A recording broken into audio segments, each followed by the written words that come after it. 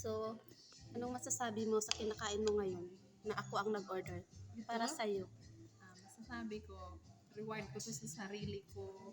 Kasi naisip ko lang ba, sa'yo, trabaho. So, bakit kailangan kong magkuripot, magtipid? Yun ang sabi nila, kuripot daw ako.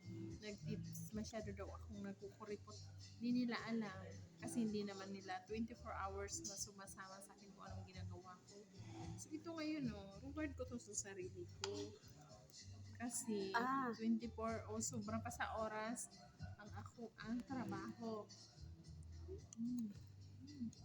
so anong lasa? Ako may nag-order niyan. So, Masarap. ibig sabihin, perfect yung order ko ngayon sa'yo. Dati kasi pag nag-order ako para sa'yo, lagi kang nagre-reklamo. So, ngayon, parang ang saya-saya mo sa in-order ko para sa'yo. Kasi maraming gulay. Gusto ko na ngayon ng mga gulay. Di ko na ganahan ng mga karne. Wow.